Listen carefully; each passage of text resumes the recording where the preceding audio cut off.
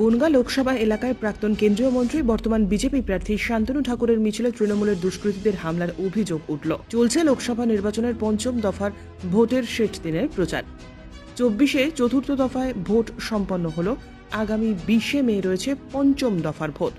বনগাঁ, ব্যারাকপুর, হাওড়া, উলুবেড়িয়া, শ্রীরামপুর, হুগলি, আরামবাগ এই লোকসভা কেন্দ্রগুলিতে পঞ্চম দফায় ভোট সম্পন্ন হবে। আজ বনগাঁ লোকসভা কেন্দ্রে ভোটের প্রচারের অন্তিম লগ্নে এই লোকসভা কেন্দ্র এলাকায় ভারতীয় জনতা পার্টির প্রার্থী শান্তনু ঠাকুরের মিছিলে তৃণমূল আশ্রিত দুষ্কৃতীদের হামলার অভিযোগ ওঠে। এ বিষয়ে শান্তনু ঠাকুর জানান, তৃণমূলের হামলা, তৃণমূলের যে হারমাদরা ওরা ভয় পেয়েছে। ওরা জানে কোনোভাবে ওদের পায়ের তলার মাটি থাকছে না, বিশেষ করে বায়সপুর এই এলাকাতে, যে কারণে ওরা আজকে মিছিলের উপরে হামলা করছে।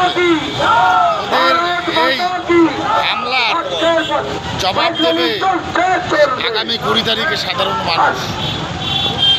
তৃণমূলের হারমাদ গোষ্ঠী ভয় পেয়েছে।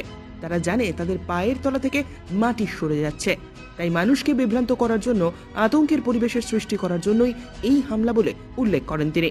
অপরদিকে তৃণমূলের কর্মী সমর্থক এই হামলার কথা সম্পূর্ণ অস্বীকার করে বলেন, ওরা এসে মাইকটা চালাচ্ছে, বিজেপি। আমি বলছি মাইকটা বন্ধ করো, আমাদের প্রোগ্রামটা হচ্ছে, মাইকটা বন্ধ করো। ও মাইক বন্ধ করে না, ও আমাকে খিস্তিকামারি করা শুরু করে দিয়েছে। বলছে তোর কোন বাপ আছে নিয়ে আমার গায়ে হাত দেওয়া শুরু হয়েছে। বিজেপির দলীয় সদস্যরা উদ্দেশ্য প্রণোদিতভাবে শাসক দলকে বদনাম করার জন্য অশান্তিকর পরিবেশ সৃষ্টি করার চেষ্টা করছে। এটা বিজেপির সশস্ত্র বাহিনীরই হামলা। ব্যুরো রিপোর্ট, উত্তরের প্রহরী।